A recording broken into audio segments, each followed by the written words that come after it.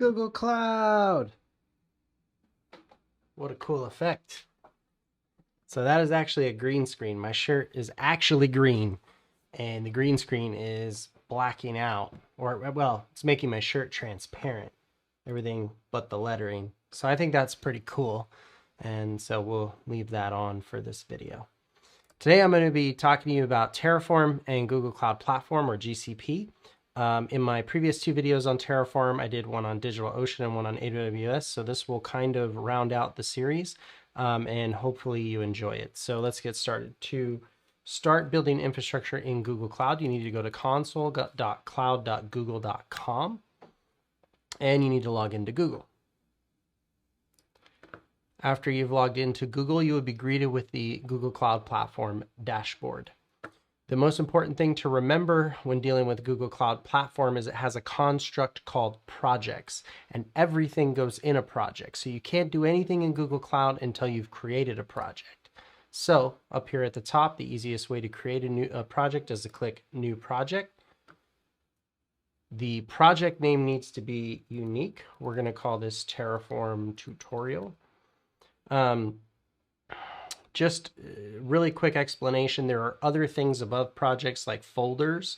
And the way projects and folders are used is to attach IAM security permissions and also to do billing quota configuration. So basically they're hierarchy constructs. They allow you to do different hierarchical things, which is important for being able to create resources and like know who owns them or bucket things basically. I like to think of them as resource containers. So what I just did now was clicked into this project Terraform tutorial. So now that that's created, we need to come over here to our hamburger button. We need to come down to the compute engine, and you have to enable this for billing per project. So imagine you were in a big company or organization. You need to actually enable each team. First of all, each team would have a project, and then each project would need to be enabled for the different services they use, in this case, compute. So I'm going to come in here and click enable. And again, this is basically enabling billing. So now they can create virtual machines and stuff. Without enabling billing, Google's not going to let you create any resources. That'll actually take a second. One of the prerequisite things we're going to need for authentication in GCP is the Gcloud Sdk. So I've already got the link open here, cloud.google.com/SDK. And I'm using Mac OS X, so that's what I'm going to download. I downloaded this file here, Mac OS X 64-bit. Because it takes a while to download, I already have it downloaded, but I will show you. Let me go to my downloads folder. I will show you how to extract it. So tar xvzf Google Cloud.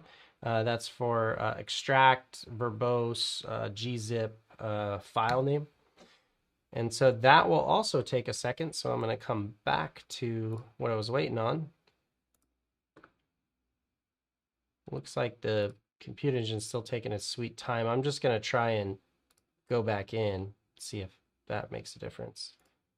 And honestly, we don't need anything in here. We're just trying to make sure that it's active, so we don't run into any issues when we do our Terraform. There we go.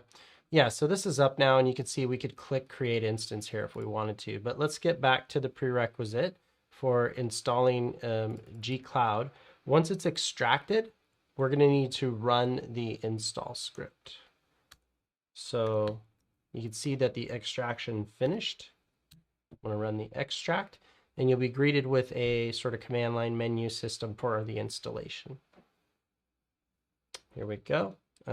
Sure, I'll help Google improve their usage.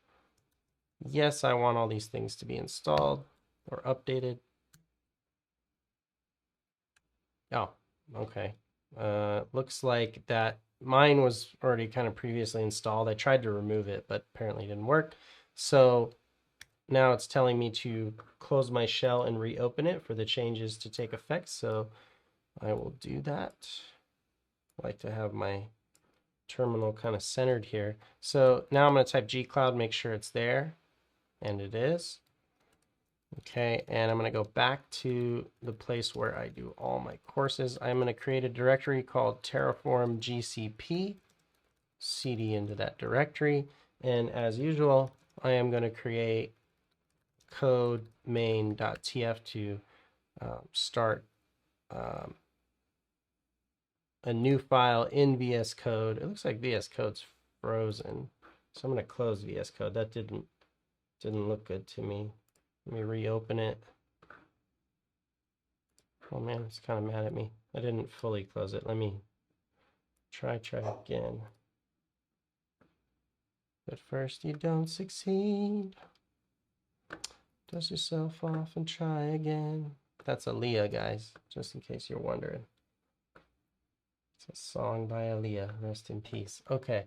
Where am I going here? Oh, I want my PyCharm stuff and my courses and GCP. This is where I want to be. And since my create didn't work, I'll just create a file right here. And this will be our Terraform file. So once we're done doing the install, which we completed, we're now going to get into creating our Terraform documentation. So to do that, we will need to instantiate the provider. Okay. So my project ID is the project name, I believe. So let me come over here. Project name. Oh, it actually has an ID. So sorry, it is not the name. So let's throw that ID in there. That should be good enough. And save it as main.tf. All right. Now, coming back to our terminal, we're going to want to do a Terraform init. Cheers. That's the Rocks Terramana tequila. Very good stuff. Great. So that's done. All right, now going back to our config file, we actually don't need the service account. We're not going to use it. And we are going to take the rest of this, copy paste, and then we're going to take a bunch of stuff out because we don't need a bunch of this stuff. As I mentioned before, no service account. We don't need metadata. We will need the access config. This is how you get a public address in GCP. We do not need the scratch disk. We will need the boot disk. We do not need tags. And what else? That is it. The rest of this looks really good. Or actually, I'll call it just for good name here. And machine name, I'll probably match it just for funsies.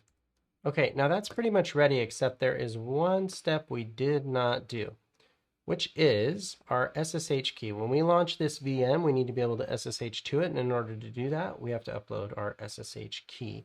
So to do that inside of GCP, there are two ways. You can either place it directly on the instance, which I'm not going to do, or you can place it on the project itself or at the project level. And that way, every virtual machine you create in that project, you don't have to specify the key or keys. You can just utilize the ones coming from the project. So inside of IAM, actually, sorry, it's not there. It's inside of the metadata service. So inside of the compute engine still in metadata, we want to go here to, come on, baby. There we go, SSH keys. We want to add an SSH key, and going back to our terminal, we need to create one because we're brand new. We've never created an SSH key before. We're going to be naughty and create one without a passphrase because I always do that for my tutorials. And then we are going to print out the public key. We're going to take the public key and we are going to paste it inside of GCP. Done. Okay, now when we launch this VM, using that key, we should be able to SSH to it. So I think my config is ready to go. Looks good to me. We're going to launch obviously a Debian instance here. So I am going to say Terraform apply. Oh, missed a letter. Apply. Oh, it doesn't. Oh, I forgot to authenticate. The whole reason we installed Gcloud was to authenticate. So there's a step, and again, I have the URL open here, right here. So this command, Gcloud auth application default login, needs to be run.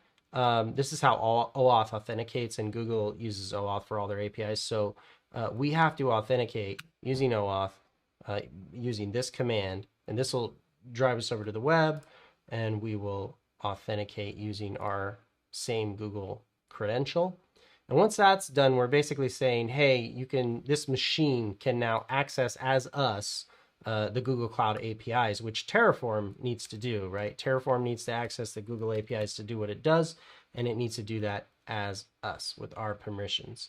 So I have created that.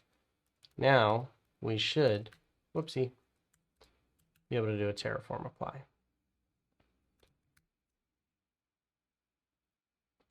While I'm waiting for this to create the infrastructure, as usual, I will go over here and watch it. But I also want to tell you that using OAuth and using the local machine login is not the only way. You can also do this using something called a service account, or you can do it on like a machine in GCP, or you can do it, I believe, using an API key of some kind. I believe there's a way to create one. I forget what they're called in GCP. It's been a while since I've used it. This should have created, so there might be an error. Oh. Says it created, but I'm not seeing it. I may be in the wrong region. So I've got, no, actually, I believe you'll see all regions. So I'm in my project. I should honestly be seeing it. I'm going to go to another project, make sure it didn't create in the wrong project. You guys saw me put the right ID, so what could have happened? Well, since I can't see it in the UI, come on, baby. There it is. That was weird. Maybe just some caching. Anyway, what I was going to do was do a Terraform show. And in fact, I'll still do it because that's kind of a better way to do it than use the UI. So in this Terraform show, we get back the IP in here somewhere. There it is.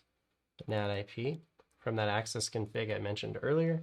And now we can just SSH to this. We don't have to specify our username because our key indicates that what my username is, which is Jason Rydell, my name, and voila, we are now on, whoopsie, we are now on the VM, and we are root, which means we are God. That means we are ready to go and do what we need to do. So that is the tutorial, plain and simple.